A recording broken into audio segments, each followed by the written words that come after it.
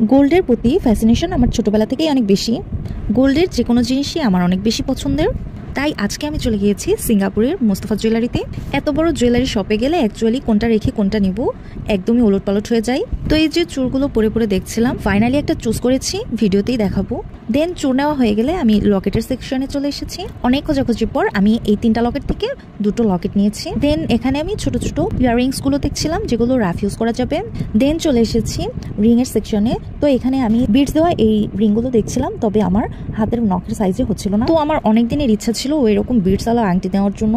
তো যেহেতু আমার সাইজে হচ্ছে না তাই আর এটা নেওয়া হলো না। দেন এখান থেকে গেলাম নোজপিন সেকশনে। আমার শাশুড়ির জন্য কিছু নোজপিন কালেকশন দেখছিলাম, তবে খুব একটা চোজ না হয় এটাও স্কিপ করতে হলো। দেন আমার হাজব্যান্ড আমাকে এই টিকলিগুলো কিনে দিতে চাচ্ছিল। তো আমি আবার ভাবলাম যে আমি এখনই এই টিকলিগুলো নিতে চাই না। তো তারপরও দেখছিলাম ছোট ছোট অনেক টাইপের টিকলি ছিল।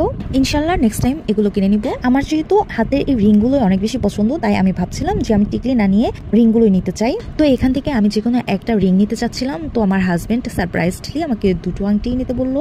এদিকে আমি তো খুশিতে আত্মহারা হয়ে গেছে। দেন এই যে প্রচুর সাইজের কিন্তু মাছ লকেট আছে, আর আমার মাছ লকেট কিন্তু অনেক পছন্দের। তো ছোট্ট একটা মাছ লকেটও নিয়ে নিলাম। দেন আমরা এখানে দেখছিলাম চেইনের অনেক কালেকশন আছে। তো এখানে মোটা চিকন অনেকগুলো চেইন আমরা দেখছিলাম। তো অনেকক্ষণ ঘোরাঘুরি আর দেখাদেখি করার পর ফাইনালি এখন এই যে আমার হাজব্যান্ড ডলারগুলো গুনে গুনে দিয়ে দিচ্ছিল। দেন এই যে টাকাগুলো নিয়ে বক্সে করে আমাকে সবকিছু দিয়ে দিচ্ছিল। তো আমি বলছিলাম যে আমাকে রেড কালার বক্স দেওয়ার জন্য। এক একটা সেকশন যেহেতু আলাদা আলাদা, তাই এক একটা সেকশনে গিয়ে আমাদেরকে এভাবে টাকাগুলো দিতে হচ্ছে। এদিকে এই যে জিএসটি ক্লেম করার জন্য কাগজে লেখালেখি করছে অ্যান্ড আমার পাসপোর্ট নিয়ে নিচ্ছে। আর এখানে গিয়েও কিন্তু আমি বলছিলাম যে প্লিজ আমাকে রেড কালার বক্স খুঁজে দিন। দেন তারাও বুঝতে পারলো যে আমি রেড অনেক লাইক করি। তো এখানে সবগুলো কেনাকাটা হয়ে গেলে সব ফর্মালিটি শেষে আমি যাচ্ছি জিএসটি কাউন্টারে। আমি যেহেতু ভিজিটর হিসেবে সিঙ্গাপুরে গিয়েছি, তাই এই জিএসটি ক্লেম তো একদমই মিস করা যাবে না। ফাইনালি এগুলো নিয়ে আমি অলরেডি বাসায় চলে এসেছি অ্যান্ড আমি তো অনেক হ্যাপি। এত বেশি হ্যাপি হবার তারও আবার একটা কারণ আছে, সেটা হলো আমি যতটুকু এক্সপেক্ট করেছিলাম তার থেকে অনেক বেশি পরিমাণে আমার হাজব্যান্ড কিনে দিয়েছে।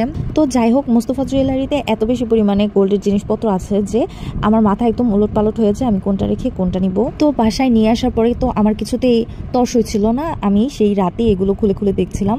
এই যে এরকম একটা ফ্লাওয়ার রিং নিয়েছি, রাফ ইউজের জন্য নিয়েছি ইয়াররিংসটা। দেন নিয়েছি এই লাভ লকেটগুলো। এই লকেটটার দুই পাশে 2 রকম ডিজাইন নিয়েছি। এই ফিশ লকেটটা।